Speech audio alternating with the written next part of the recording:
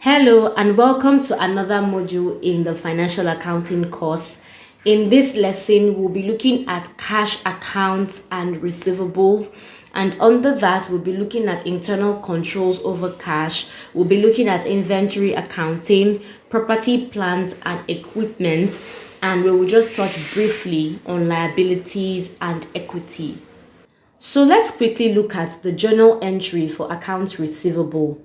A collection of accounts receivable journal entries primarily involves recognizing revenue earned from sales made on credit and the corresponding current assets created, which is the right to collect payment from customers at a future date. An accounts receivable journal is a critical component of the accounting process for businesses that extend credit to customers. This journal entry records the sales of goods or services on account and the corresponding increase in accounts receivable. Internal control encompasses the policies and procedures that an organization establishes to ensure that it operates in accordance with the management's intentions and that accountability is maintained for all transactions. This includes the methods adopted by the organization to safeguard its assets, to check the accuracy and reliability of its accounting data, to promote operational efficiency, and to encourage adherence to prescribed managerial policies. So what is the purpose of internal control? Internal controls are put in place to largely manage and monitor operations, to identify business risks and generate pertinent financial and non-financial information. In short, internal controls are designed and implemented so that management can run the organization. What is the importance of internal control? Because cash is negotiable, readily spendable, and easily transported, it is important for proper internal controls to be in place to protect this asset. The next subtopic we'll be looking at is bad debt expense, which is the way a business accounts for a receivable account that will not be paid. Bad debt arises when a customer either cannot pay because of financial difficulty or chooses not to pay due to a disagreement over the product or service they were sold. Now, there's a way in which bad debt is reported. There are two ways basically.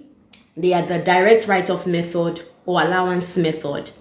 The direct write-off method involves writing off a bad debt expense directly against the corresponding receivable account. Therefore, under the direct write-off method, a specific amount from a customer's account will be written off as a bad debt expense. However, the direct write-off method can result in misstating the income between reporting periods. And if the bad debt journal entry occurred in a different period from the sales entry, for such a reason, it is only permitted when writing off immaterial amounts. Now, the second method is the allowance method. The allowance method estimates bad debt expense at the end of the fiscal year, setting up a reserve account called allowance for doubtful accounts. And similar to its name, the allowance for doubtful accounts reports a prediction of receivables that are doubtful to be paid. In contrast to the direct write-off method, the allowance method is only an estimation of money that won't be collected and is based on the entire account receivable. The amount written off with the allowance method is estimated through accounts receivable aging method or percentage sales method. You can read more about that. Now, the next thing we'll be looking at is inventory accounting. Inventory accounting is the process of tracking and managing a company's inventory, which includes the goods and materials it holds for the purpose of resale or production. This accounting practice is crucial for businesses that sell products as it helps them determine the value of their inventory, manage costs, and assess profitability. There are various types of inventory: raw materials, work in progress, finished goods. But there's a way that inventory are evaluated, and that means that we have various inventory valuation methods. So businesses can choose from several methods to evaluate their inventory, which affects the cost of goods sold and ultimately impacts financial statements. The most common methods of valuation of inventory valuation are FIFO, and this means first in, first out. This assumes that the oldest inventory items are sold first. In times of rising prices, the FIFO results in lower cost of goods sold and higher ending inventory values. And the other method is the last in, first out method. This assumes that the most recently acquired items are sold first. LIFO can lead to higher cost of goods sold and lower taxable income during inflationary period. The final method is the weighted average cost. This calculates an average cost for all inventory items available for sale during the period and uses this average to determine the cost of goods sold and ending inventory. We'll be looking at inventory management. Effective inventory management involves monitoring stock levels, forecasting demand, and ensuring that there is enough inventory to meet customer needs without overstocking.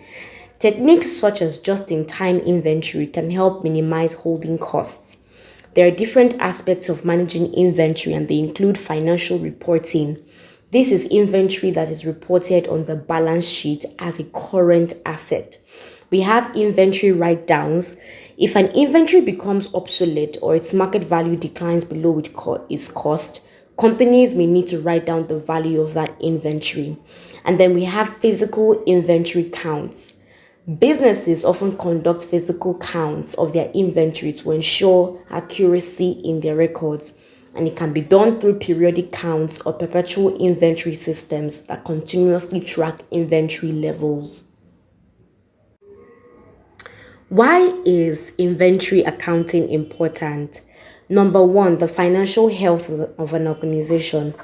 Accurate inventory accounting helps businesses assess their financial health, manage cash flow, and make informed decisions regarding purchasing and sales. It also helps in profitability analysis.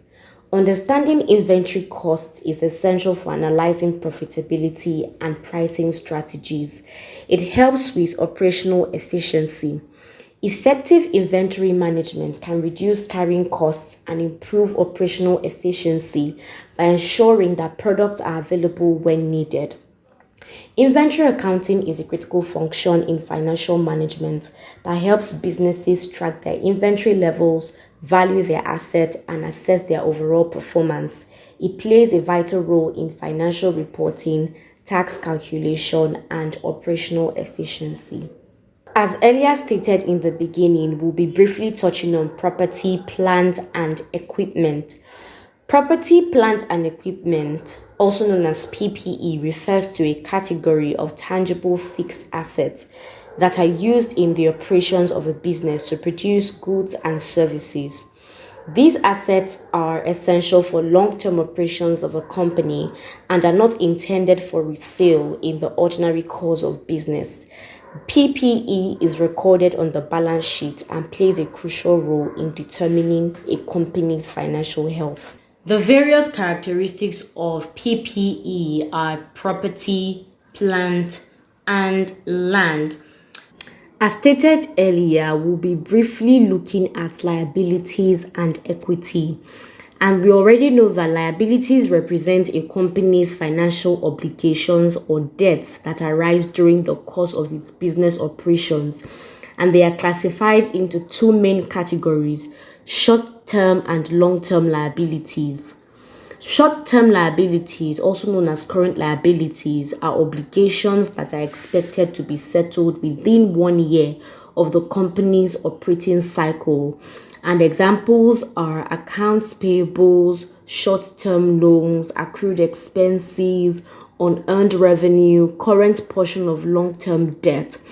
And then we have long-term liabilities. It's also known as non-current liabilities, and these are obligations that are not expected to be settled within 1 year of an operating cycles.